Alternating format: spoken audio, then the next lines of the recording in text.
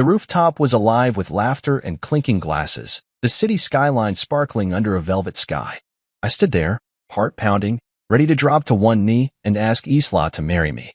My suit felt tight, not from the fit but from the weight of the moment. Everyone was watching, friends, her family, people I barely knew but who mattered to her. The ring in my pocket was heavy, a promise I'd spent months planning. I'd pictured this night 100 times, her smile, the cheers, the start of something real.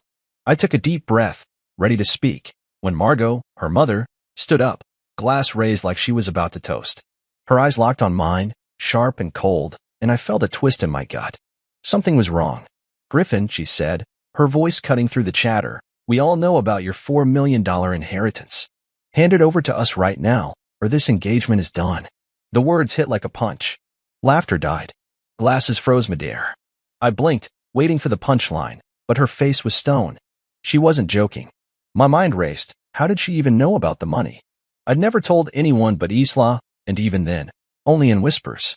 I forced a laugh, thinking I could defuse it. "Margot, come on, let's not do this here." But she stepped closer, her heels clicking on the wood. "You think you can just waltz into our family? Pay up, or you're out." My cheeks burned. People stared, some whispering, others looking away. Isla's face was pale, her hands gripping her napkin like it was a lifeline.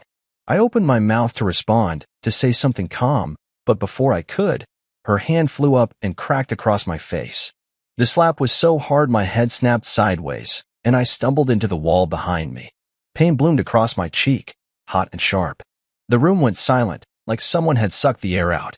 I tasted blood where my lip had split. Slowly, I straightened, my eyes finding Margot's. She stood there, smug, like she'd won something. My hand twitched, not to hit back. I'd never do that, but to steady myself. I wiped my mouth, feeling the sting, and looked at her. "You're about to get a surprise you'll never forget," I said, my voice low but steady. Every word felt like a promise, not just to her but to myself. I wasn't the kid she thought she could bully. I wasn't some nobody she could scare off. The crowd parted, and I heard footsteps, deliberate and calm. My father walked in, his navy suit crisp, his face unreadable except for a small, dangerous smile. Margot's eyes widened, and her glass slipped from her hand, shattering on the floor. She knew him, not just as my father, but as someone she'd crossed years ago. I didn't move, didn't look away from her. The air felt electric, like a storm was about to break. My father stopped beside me, his presence filling the space. He didn't say a word yet, but he didn't need to. Margot's face drained of color, and for the first time that night, she looked small. I stood taller, the pain in my cheek fading under the weight of what was coming. This wasn't just about money or a ring anymore. It was about who I was, and who she just made an enemy of. I could feel Isla's eyes on me, but I didn't look at her. Not yet. I needed to stay sharp, to see this through. My father's hand rested lightly on my shoulder, a signal we'd planned weeks ago, though I hadn't expected to need it tonight. The room was still, everyone waiting, watching. Margot opened her mouth, maybe to speak, maybe to backtrack, but no sound came out. I felt a strange calm settle over me.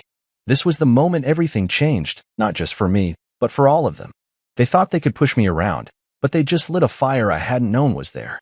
I wasn't going to bend, not now, not ever. The night I'd planned was gone, but something else was taking its place. Something bigger. I could feel it building, like a wave I was ready to ride. My father leaned forward slightly, his eyes on Margot, and I knew whatever came next would hit harder than her slap ever could. I stood there, the rooftop still buzzing with tension, my cheek throbbing from Margot's slap. The shattered glass from her dropped champagne flute glittered on the floor, catching the fairy lights. Everyone's eyes were on my father, Robert, who just walked in like he owned the place. He did that, made every room feel like it belonged to him.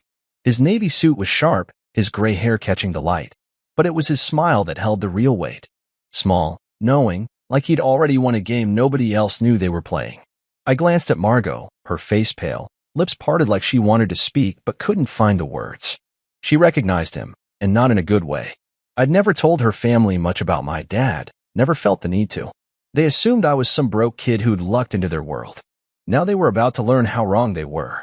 "You really shouldn't hit people who pay your mortgage, Margot," my father said, his voice smooth but edged with steel. The words landed like a bomb. Gasps rippled through the crowd. Isla's head snapped up, her eyes wide, searching my face for answers. I didn't look at her, not yet. I was too focused on Margot, watching her try to piece together what he meant. Her husband, Douglas, stood up, his chair scraping loudly, his face red. "What the hell are you talking about, Robert?" he barked, but there was a shake in his voice. My father didn't flinch. He stepped forward, hands in his pockets, casual as if he were chatting about the weather. "Oh, you didn't know? Your family's been living off my son's investments for years. That fancy house you love so much? The one you're so proud of? Griffin's been covering the loans you couldn't pay." I felt my stomach twist, not because it wasn't true, but because saying it out loud made it real. I'd never wanted to throw it in their faces. I'd helped them quietly, through back channels, because I loved Isla and thought it was the right thing to do. Now it felt like a weapon, and my father was wielding it. Margot's mouth opened, then closed. She looked at me, then at him, like she was trying to solve a puzzle with missing pieces. I could see her mind racing, remembering every time she'd called me a charity case, every snide comment about my scholarship kid roots. I let it slide, kept my head down, because I didn't need their approval. But now they were learning who I really was. Isla reached for my hand under the table, her fingers cold. "Is that true?" she whispered. I nodded, just once, still watching Margot. I didn't want to explain it here, not with everyone staring. My father kept going, his voice calm but relentless. "Years ago, Margot, you came to me. You were desperate, your family's business crumbling. You thought you could charm your way into a deal.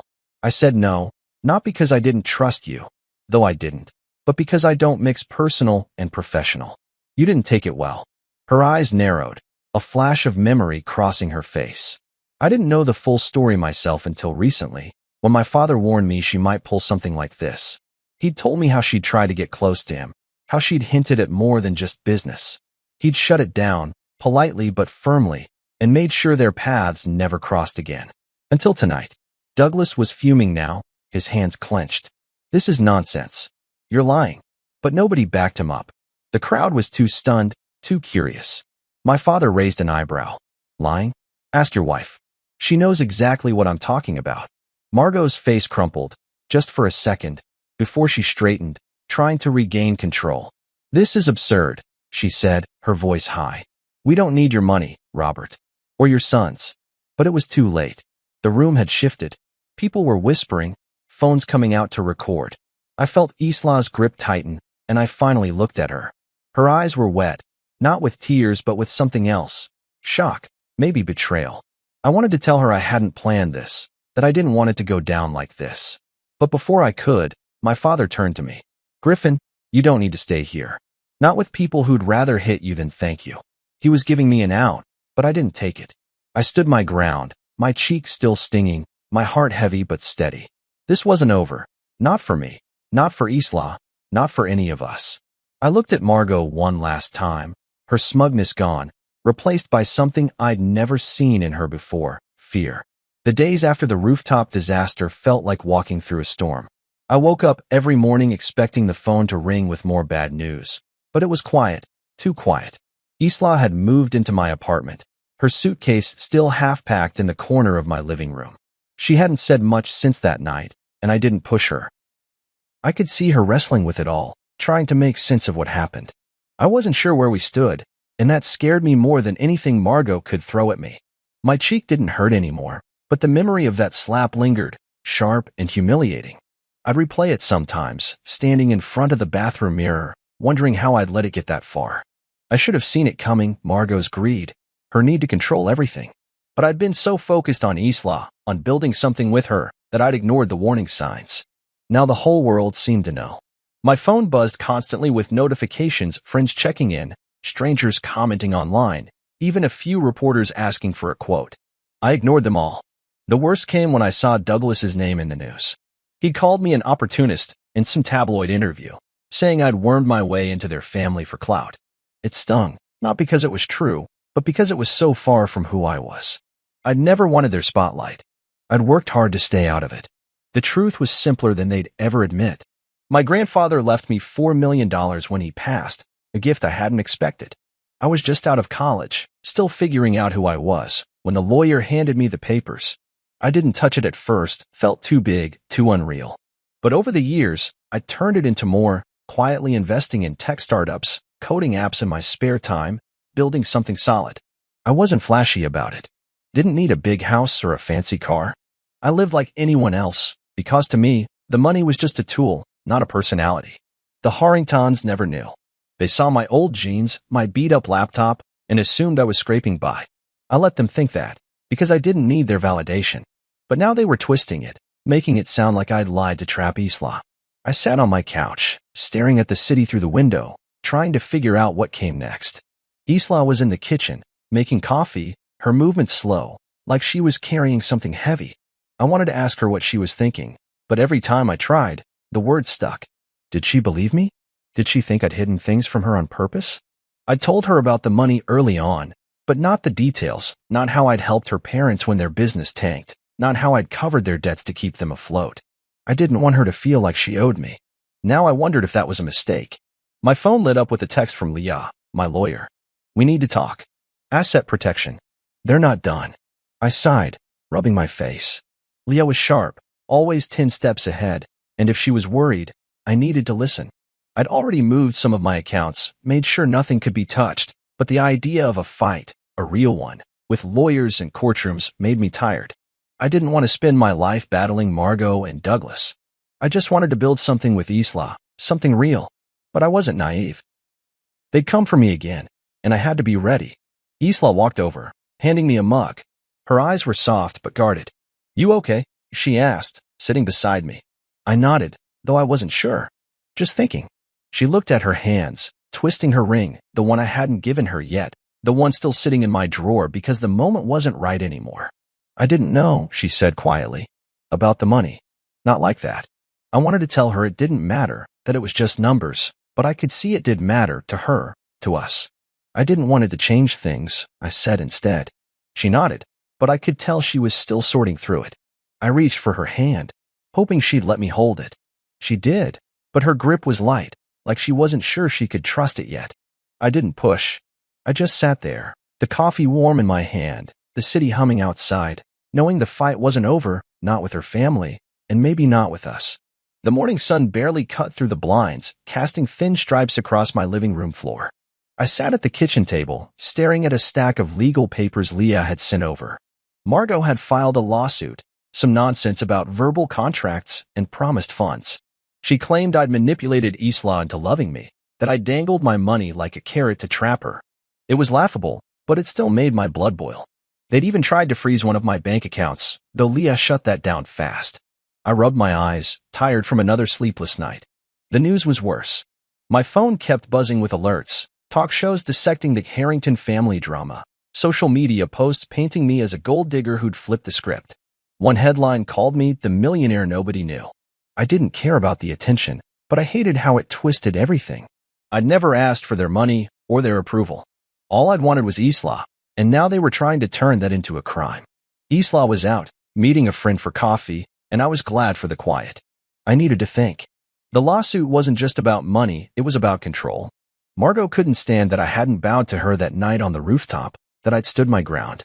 Douglas was no better, calling me names in the press, acting like I'd stolen their daughter. But it was Chloe, Isla's younger sister, who surprised me most. My cousin Leo, a cybersecurity guy who could find dirt on anyone, called me last night. You're not gonna believe this, he'd said, his voice low. Those fake tweets? The ones saying you're a con artist? They're coming from Chloe's IP address. I'd sat there, stunned, picturing Chloe's smug grin at the engagement party. She'd always been jealous of Isla, always wanted to be the center of attention. But this? Setting up burner accounts to trash me online? That was a new low. I leaned back in my chair, the papers crinkling under my elbow. Leo had sent me screenshots, dozens of tweets, all carefully worded to sound like random people, but traced back to her. I didn't know whether to laugh or get mad. It wasn't just a prank, it was a campaign to ruin me. I thought about confronting her, but what was the point? She'd deny it, and Margot would probably spin it as my fault. Instead, I forwarded everything to Leah. Add this to the file, I texted. They're digging their own hole. The front door clicked open, and Isla walked in, her face tired but softer than it had been in days. She set her bag down and looked at me, then at the papers. More bad news, she asked, her voice quiet. I nodded, not wanting to hide it. Your mom's suing me. Says I owe them money I never promised. Her shoulders slumped, and she sat across from me, pulling her knees up to her chest. "I'm so sorry," she said, barely above a whisper. "I didn't think they'd go this far." I wanted to tell her it wasn't her fault, but I was angry, not at her, but at the mess we were in. "It's not just her," I said, keeping my voice even. "Chloe's behind the online stuff. The tweets, the rumors." Isla's eyes widened, and for a second, I thought she might cry. Instead, she shook her head. "She's always been like this. Always wanted what I had. I didn't think she'd hurt you to get it." I reached across the table, touching her hand. Her fingers were cold, but she didn't pull away. "They're not going to win," I said, meaning it. "This isn't about money anymore. It's about them hating that you chose me." She looked at me, her eyes searching mine, and I saw something shift, maybe trust, maybe resolve. "I did choose you," she said, her voice stronger. "And I'd do it again." Those words hit harder than I expected. I squeezed her hand, feeling the knot in my chest loosen just a little. But I knew it wasn't over. Leah had warned me the lawsuit could drag on, and the media wasn't letting go. Every day, new posts popped up, some calling me a hero, others a villain. I didn't care what strangers thought, but I hated how it weighed on Isla. She'd stopped checking her phone, stopped talking to most of her friends. It was like her family had cut her off from the world, and I was the only thing holding her together. I stood up, needing to move, and walked to the window. The city hummed below, oblivious to our mess. I thought about that night on the rooftop, how Margot's slap had woken something in me. I wasn't just fighting for Isla now. I was fighting for myself, for the life I'd built. They thought they could scare me, break me, but they didn't know me. Not really. I turned back to Isla. "We're going to get through this," I said, more to myself than to her. "But we need to be smart. Leah's handling the legal stuff, and Leo's got eyes on Chloe. We just need to hold on." She nodded, standing to join me. For the first time in days, she hugged me, her arms tight around my waist. I held her back, breathing in the scent of her hair, and for a moment, it felt like we could take on anything. But deep down, I knew the Harringtons weren't done. They'd keep pushing, keep twisting, until they got what they wanted, or until I stopped them for good. The beach stretched out in front of us, gray waves crashing soft against the shore. I'd driven Isla here on a whim, just the two of us, no phones, no cameras, no one else's noise. The air was cool, salty, and for the first time in weeks, I felt like I could breathe. The lawsuit, the tweets, the endless headlines, they'd been choking me, and I needed this. We needed this. Isla walked beside me, barefoot, her shoes dangling from one hand. She hadn't said much since we got here, but her face was softer, less haunted. I'd been carrying the ring in my pocket again, not the one from the engagement party. That night was tainted now, but a new one. Simple, silver, something we'd picked out together at a little shop downtown. I hadn't planned to do this today, but standing here, with the wind tugging at my jacket and her hair blowing across her face, it felt right. I stopped walking, turning to face her. She looked up, curious, her eyes catching the last of the sunlight. "What's wrong?" she asked, brushing a strand of hair behind her ear. I didn't answer right away. My heart was thumping, not from nerves, but from something deeper, something sure. I took her hand, feeling the sand gritty between our fingers. "I don't want to wait anymore," I said, my voice steady despite the wind. "Everything's been so messed up, your family, the news, all of it. But none of that changes how I feel about you." Her eyes widened, and I saw her breath catch. I kept going, afraid I'd lose the moment if I stopped. "I want to do this right, just us. Not with them watching, not with their rules. Do you want to do this with me? Not with them?" I pulled the ring from my pocket, holding it between us. It wasn't flashy, but it was ours. Isla stared at it, then at me, and her eyes filled with tears. For a second, I thought I'd misread her, that maybe she wasn't ready. But then she nodded, fast, like she was afraid the moment would slip away. "Yes," she said, her voice breaking. "I've wanted that all along." I slid the ring onto her finger, and she laughed, a sound I hadn't heard in too long. She threw her arms around me, and I held her tight, the waves crashing behind us like they were cheering. We stood there, wrapped up in each other, and for a moment, it was perfect. No Margot, no Douglas, no Chloe. Just us, starting over. But even as I kissed her forehead, I knew it wouldn't stay this simple. Her family wasn't going to let go. They'd already shown they'd do anything. Sue me, smear me, lie about me. I pulled back, looking at her. "We need to keep this quiet," I said, hating that I had to. "Just for now, until we figure out what they're planning next." She nodded, her smile fading but not gone. "I know. They're not invited this time. That made me laugh, and I felt lighter, like we were finally on the same side. We started walking again, hand in hand, talking about a small wedding, maybe at a friend's cabin, maybe just us and a couple witnesses. Nothing big, nothing public. The kind of day they couldn't ruin. As the sun dipped lower, painting the sky orange, I thought about how far we'd come. That night on the rooftop felt like years ago, not weeks. I'd been so sure of everything then. Her, us, the future. Now I was sure of less, but what I didn't know felt stronger. I loved her, and she loved me, not the money or the name or anything else. That was enough to build on. We sat on a driftwood log, watching the tide come in. She leaned against me, her head on my shoulder, and I let myself imagine it. The wedding, a life after, maybe a house somewhere quiet. But even as I pictured it, I couldn't shake the feeling that trouble was waiting.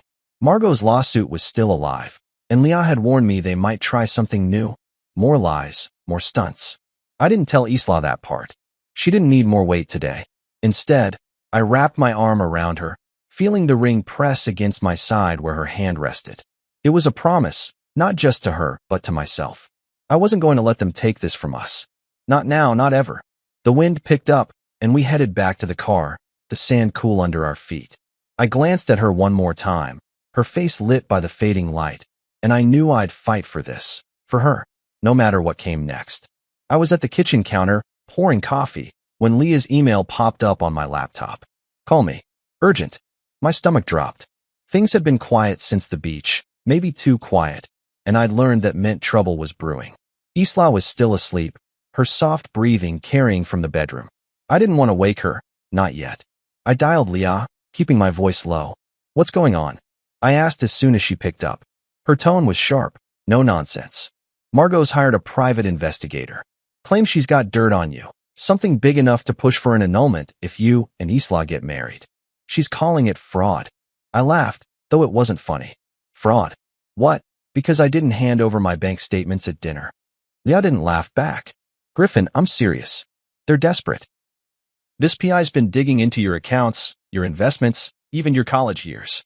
If there's anything you haven't told me, now's the time. I leaned against the counter, the coffee forgotten. There wasn't anything to find, not really. I'd always been careful, clean deals, legal investments, nothing shady. But the idea of someone poking through my life, twisting every choice I'd made my skin crawl. There's nothing, I said, my voice firm. Let them dig. They'll come up empty. Leah sighed. I hope you're right. But be ready. They're not playing nice. I hung up, staring at the wall. A private investigator. It was so Margot petty, invasive, like she thought she could scare me into running. I almost laughed again, thinking about her sitting in her fancy office, plotting like some movie villain. But then I remembered Isla, how every news stunt from her family hit her harder than it hit me. I didn't want her waking up to this. I was about to close my laptop when another email came through, this one from Leo. Check this out, it said, with a link to a booking confirmation. I clicked it, and my jaw tightened. Margot had reserved a venue across the street from our wedding spot, same day, same time. It wasn't even subtle. She was trying to steal our moment, turn it into her circus. I could picture her there, smirking, inviting reporters to make it a spectacle. My first instinct was to call her, tell her to back off, but I stopped myself. That's what she wanted, me angry, me reacting. Instead, I forwarded the email to Leah. Can we do anything about this? I typed. Her reply was quick, not legally, but you can outsmart her. I sat there, thinking, outsmart her. I'd been playing defense too long, dodging her punches. Maybe it was time to hit back, not with lawsuits or headlines, but with something she'd never see coming. I started pacing, ideas sparking. The wedding was a week away, and we'd kept it small friends, my dad, a quiet spot in the woods. Margot didn't know the details, but she knew enough to pull this stunt. I thought about the venue she'd booked, probably some glitzy hall with chandeliers, the kind of place she'd think we'd pick. She didn't get us at all. Isla and I didn't want flash. We wanted real. I stopped pacing, a plan forming. It was petty, sure, but it felt right. I called Leo. Can you get into their booking system? Nothing illegal, just creative. He chuckled. What do you have in mind? I told him, and by the time we hung up, I was grinning. It wasn't much, just a little chaos for Margot's big day, but it felt good to fight back. I heard Isla stir in the bedroom and closed my laptop. She didn't need to know about the PI or the venue yet. I wanted her to have one more day without her family's shadow. I walked over, leaning in the doorway as she sat up, rubbing her eyes. "Morning," she said, smiling. "You're up early." I shrugged, crossing to sit beside her. Couldn't sleep. Thinking about next week. Her smile grew, and she touched the ring on her finger. Me too. I kissed her, letting the warmth of it push away the morning's weight. Margot could hire all the investigators she wanted, book every venue in town. It didn't matter. We were getting married, and I'd make sure it was ours, not hers. But as I held Isla, I couldn't shake the feeling that my little plan wasn't enough. They'd keep coming, and I needed to be ready for whatever they threw next. The morning of our wedding felt like a dream I didn't want to wake from. The air was crisp, the woods around the small clearing alive with birds and soft light filtering through the trees. I stood in a simple suit, no tie, my hands fidgeting as I waited for Isla to walk toward me. The guests, maybe 20 of them, close friends and my dad, sat on wooden benches, their faces warm with smiles. Everything was perfect, or as close to it as I'd ever imagined. The past weeks had been a blur of lawsuits, lies, and Margot's endless schemes, but today was ours. I'd made sure of it. Leo had worked his magic, tweaking Margot's rival venue booking across the street. Not enough to break laws, but enough to throw her plans into chaos. A last-minute scheduling conflict had forced her to scramble, and I hadn't heard a peep from her since. Still, I kept my guard up. Leo had warned me Margot's private investigator was sniffing around, and I didn't trust her to let this day pass quietly. My dad stood beside me, his hand on my shoulder. "You're doing good, son," he said, his voice low. "She's lucky to have you." I nodded, grateful for him. He'd been my rock through all this, always knowing when to step in and when to let me handle things. I glanced at the path where Isla would appear, my heart picking up speed. The music started, a soft guitar strum, and there she was, radiant in a simple white dress, her hair loose, a smile that hit me like sunlight. I forgot how to breathe for a second, forgot the crowd, forgot everything but her. She walked toward me, her eyes locked on mine, and I felt like the luckiest man alive. But just as she reached the halfway mark, a commotion broke out at the edge of the clearing. My stomach twisted. I knew that sound. Margot's voice, sharp and demanding, cutting through the quiet. "This is ridiculous. Let me through." I turned, seeing her pushing past one of the security guys we'd hired. Douglas was behind her, red-faced, and Chloe trailed them, snapping photos with her phone like this was some reality show. The guests murmured, some standing to see what was happening. Isla froze, her smile fading, and I felt a surge of anger so hot it nearly blinded me. Not today. They weren't ruining this. I stepped forward, but my dad was faster. He moved toward Margot with that calm, dangerous stride I knew too well. The security guy held her back, but she was still yelling, something about fraud and protecting my daughter. I caught Isla's eye, nodding to tell her I'd handle it. She nodded back, trusting me, and that gave me the strength to stay steady. My dad reached Margot and leaned in, his voice too low for me to hear, but her face went pale. He handed her a folded document, and her hands shook as she took it. I knew what it was, something I'd been saving for the right moment. Months ago, when Margot's lawsuit started, I'd done some digging of my own. Her family's vacation home, the one they bragged about constantly, was collateral on a loan they'd defaulted on. I bought the deed through a quiet deal, not to use it, but to have it, just in case. Today was that case. My dad straightened, his voice clear now. "I told you not to mess with legacy, Margot." She stared at the paper, her mouth open, no words coming out. Douglas grabbed it from her, scanning it, his face crumpling. Chloe lowered her phone, looking confused. The guests were silent, watching, but I didn't care about them. I cared about Isla, who was still standing there, her eyes on me, waiting. I walked to her, taking her hand. "You okay?" I whispered. She nodded, squeezing my fingers. "Let's do this." We turned back to the officiant, ignoring the chaos behind us. Margot was still there, but security was escorting her out now, her protest fading. My dad rejoined me, his face calm, like he'd just handled a minor inconvenience. The music picked up again, and the officiant started speaking, his voice warm and steady. I looked at Isla, her smile back, stronger now, and I knew we'd won, not just today, but in every way that mattered. We said our vows, simple promises to stand together, to choose each other no matter what. Her voice was soft but sure, and mine was rougher than I meant it to be, the weight of everything hitting me at once.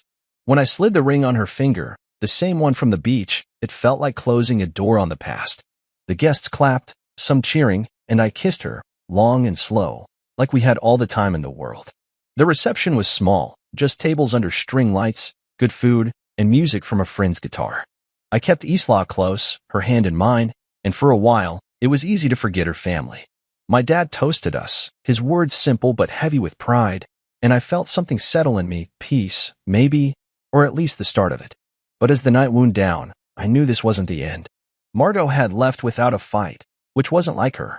She'd read that foreclosure notice, seen the proof that I held the keys to her precious vacation home, but I didn't trust her to stay quiet. She'd regroup, come up with something new. I pushed the thought away, focusing on Isla's laugh as she danced with a friend. Today was ours, and I'd fight to keep it that way. Tomorrow could wait. The days after the wedding were strange, quiet in a way I wasn't used to. I kept waiting for the next blow, another lawsuit or headline, but nothing came. Instead, the world seemed to shift around us. The press, which had spent weeks tearing me apart, started flipping the story. A local blog posted about our wedding, calling it the day Griffin Cole stood up to elitist greed. It spread fast, picked up by bigger outlets, and suddenly I wasn't the villain anymore. I was the guy who'd fought back against Margot's manipulation and won. I didn't read most of it, didn't want to, but Isla showed me a few articles, her eyes bright with something like pride. We were staying at a friend's cabin for a few days, just to breathe, and it felt good to be away from the city's noise. I sat on the porch one morning, coffee in hand, watching her read by the window inside. She looked lighter, like the weight of her family was finally lifting. But I knew it wasn't that simple. The fallout was still unfolding, and it wasn't just about us anymore. Douglas had resigned from the board of some big charity he'd been part of for years. I saw it in a news alert. Donors had pulled back after the wedding story broke, not wanting to be tied to his name. I didn't feel sorry for him. He'd stood by Margot every step of the way, calling me names, backing her lies. If he was sinking now, it was his own doing. Chloe was another story. Leo sent me a link to a fashion forum exposing her luxury brand as a scam, rebranded cheap imports sold at insane markups. The comments were brutal, tearing apart her fake influencer act. I showed Isla, expecting her to be upset, but she just shook her head. She did it to herself, she said, her voice flat. I nodded, but it still felt heavy. Chloe was young, stupid, but she was Isla's sister. I hated that they'd been dragged into this mess, even if they'd chosen it. The biggest surprise came from Margot. She went on a daytime talk show, her makeup perfect, her smile tight, and gave what the host called an apology. I watched the clip on my phone, Isla leaning over my shoulder. I may have misjudged Griffin, Margot said, her voice syrupy. I only wanted what was best for my daughter. It was so fake I almost laughed, but Isla's face was hard. She's not sorry, she said. She's just scared. I agreed. Margot wasn't the type to back down. She was covering her tracks, trying to save face now that the world was watching. The foreclosure notice had hit her hard, but I hadn't pulled the trigger yet. The vacation home was still theirs, technically. I'd only used the deed to shut her up at the wedding, but I kept it in my back pocket, just in case. Leah called later that day, her voice all business. The lawsuit's dead, she said. They dropped it. No explanation, but I'm guessing the bad press got to them. I let out a breath I didn't know I'd been holding. It was a win, but it didn't feel like one, not completely. I wanted to move on, to focus on Isla and the life we were starting, but part of me kept waiting for the next shoe to drop. That night, we sat by the cabin's fireplace, the crackle of wood filling the quiet. Isla curled against me, her head on my chest. I cut them off, she said suddenly, her voice steady. My parents, Chloe. All of them. I blocked their numbers. I looked down at her, surprised. I'd known she was pulling away, but this was final, like slamming a door. You sure? I asked, not because I doubted her, but because I knew how much it cost her. She nodded. They don't get to hurt us anymore. I kissed the top of her head, feeling a mix of pride and sadness. She was stronger than I'd realized, stronger than they'd ever given her credit for. The firelight danced on her face, and I thought about how far we'd come, through the slap, the lies, the wedding crash. We'd made it, not because of money or power, but because we'd chosen each other. Outside, the world was still talking, still judging, But in here, it was just us. For the first time, I believed we might actually get to keep it that way. New York hit us like a wave, loud, fast, alive in a way that made everything before it feel small. We'd moved here a month after the wedding, trading the city we knew for a fresh start. Our apartment was small, high up in a building with creaky elevators and thin walls, but it was ours. I stood in the kitchen one morning, unpacking the last of our boxes, while Isla worked at the dining table, papers spread out for her new project. She was starting a nonprofit, something to help kids from controlling families, scholarships, mentorship, a way out. Watching her, I felt a quiet pride. She wasn't just moving on. She was building something good out of the mess we'd left behind. I'd been busy too, launching a media platform for people like us, folks who'd faced family pressure, coercion, or abuse over money. It wasn't about me or my story, though I knew people would draw the connection. It was about giving others a voice, a place to be heard. The site was still new, just a few posts and interviews, but it was growing faster than I'd expected. I'd coded most of it myself, late nights with coffee and music, and every time I saw a new comment or email, it felt like proof we were doing something right. The move had been good for us, but it didn't erase the past. I still thought about that night on the rooftop sometimes, the sting of Margot's slap, the way her family tried to break us. It didn't hurt like it used to, but it was there, a scar I'd carry. Isla felt it too, I could tell. She didn't talk about her parents or Chloe anymore, but sometimes I'd catch her staring out the window, her face distant, like she was sorting through memories she couldn't shake. I never pushed her to talk. If she wanted to, I'd listen, but I figured she'd come to it when she was ready. One afternoon, I got a call from Leo. "You see the news?" he asked, his voice lighter than usual. I hadn't, so he sent me a link. Margot's vacation home, the one I'd held the deed to, had been sold. Not by me, but by her. The article said she'd downsized to focus on family, but I knew better. She'd needed the cash. Douglas's charity fallout and Chloe's failed brand had hit their wallets hard, and my foreclosure threat had probably pushed her to act before I could. I didn't feel smug about it, just done. I hadn't wanted to take the house, hadn't wanted to be the guy who played those games. But knowing she'd had to let it go felt like the end of something. I showed Isla the article later, unsure how she'd take it. She read it quietly, then set her phone down. "Good," she said, her voice even. "They can't hide behind that place anymore." I nodded, surprised by how final it sounded. She wasn't mourning them, she was moving forward. That night, we walked through the city, the streets alive with lights and voices. We didn't talk about her family or the platform or anything heavy. We just held hands, stopping for pizza at a corner shop, laughing about nothing. It was the kind of moment I'd always wanted with her, simple, real, no shadows hanging over us. Back at the apartment, I sat on the couch, Isla leaning against me as we watched some old movie. The quiet was different now, not heavy like it had been after the wedding, but sweet, like a promise we were keeping. My platform was getting emails every day, stories from strangers who'd been through what we had, thanking us for giving them a space. Isla's nonprofit had its first donor, a small grant, but enough to start planning. We were building something, not just for us but for others, and it felt bigger than anything Margot could have taken. I thought about calling my dad, telling him how things were going, but I didn't need to.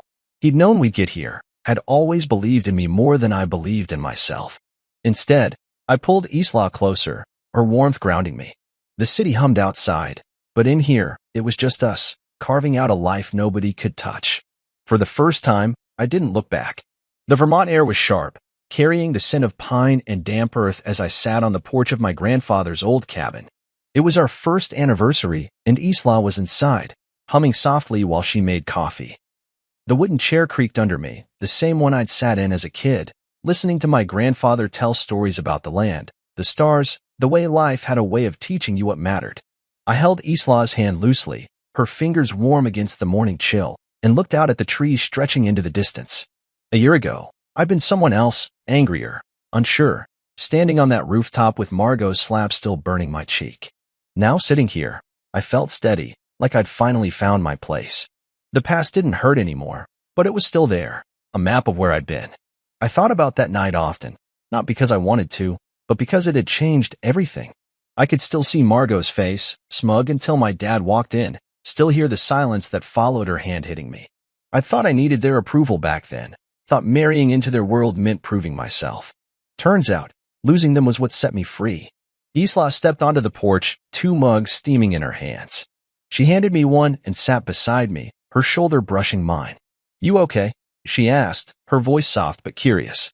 I smiled, taking a sip of the coffee, bitter and strong just the way I liked it. "I'm great," I said, meaning it. "Just thinking about how I got here." "How we got here?" She tilted her head, waiting, and I kept going. "Back then, I thought I needed their blessing, your parents, all of them. I thought it was part of loving you. But I didn't need them. I just needed to lose them to find myself." Her eyes softened, and she squeezed my hand. "I know what you mean," she said quietly. "I thought I needed them too. But cutting them off, it was like letting go of a weight I didn't know I was carrying." I nodded, feeling the truth of it settle between us.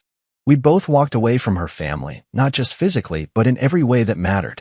No calls, no apologies, no looking back. The cabin felt like the perfect place to mark that, a place tied to my own history, not theirs. My grandfather had left me more than money when he passed. He'd left me this land, these woods, a reminder that worth wasn't about what you owned, but who you were. I protected that legacy, not by hoarding it, but by building on it. The money was just a tool. My real inheritance was knowing I didn't have to bend to anyone. I looked at Isla, her face catching the morning light, and thought about the life we'd made. New York was loud and messy, but it was ours. Her nonprofit was growing, helping kids who reminded me of her, trapped by families who saw them as pawns. My platform was thriving too, every news story a reminder that we weren't alone. We'd turned our scars into something good, something bigger than us. The porch creaked as I shifted, pulling her closer. "You ever think about them?" I asked, not sure I wanted the answer. She was quiet for a moment, staring at the trees. "Sometimes," she admitted. "Not like I miss them. More like, I wonder how they got that way. How they chose that life over everything else." I understood. I'd wondered the same about Margot, Douglas, Chloe, how they'd let greed twist them into people who'd rather destroy their own daughter than let her go. But I didn't have answers, and I didn't need them anymore. They were gone, and we were here. The coffee was cooling now, but I didn't care. I set it down and stood, offering Isla my hand. "Come on," I said. "Let's walk." She smiled, taking it, and we wandered down the path toward the lake, the same one I'd run to as a kid when the world felt too big. The water was still, reflecting the sky, and we sat on the bank, tossing pebbles that sent ripples across the surface. Neither of us spoke for a while, just sat there, the quiet wrapping around us like a blanket. I thought about the ring on her finger, the one I'd given her on that beach a year ago. It wasn't about the money or the name, it was about us, choosing each other every day. That's what made it real. Back at the cabin, we cooked dinner together, nothing fancy, just pasta and wine, laughing when I spilled sauce on my shirt. It was the kind of night I used to dream about, simple, warm, no shadows waiting to creep in. Later, we sat by the fire, her head on my shoulder, and I told her stories about my grandfather, about how he'd taught me to fish, to listen, to stand up straight even when I was scared. She listened, her eyes bright, and I realized I was giving her something I'd never given anyone else, not just the stories, but the part of me they came from. The fire crackled, and I felt a peace I hadn't known was possible. The Harringtons were a memory now. Their schemes and lies faded like old news. I didn't need revenge or validation. I had this, her, us. The legacy I'd protected wasn't in the bank or even in this cabin. It was in knowing my worth and never letting anyone put a price on it again. Isla yawned, and I kissed her forehead, pulling her closer. "Happy anniversary," I whispered. She smiled, half asleep. "Happy anniversary." Outside, the woods were dark, but the stars were out, sharp and clear. I didn't need to look back anymore. Everything I wanted was right here.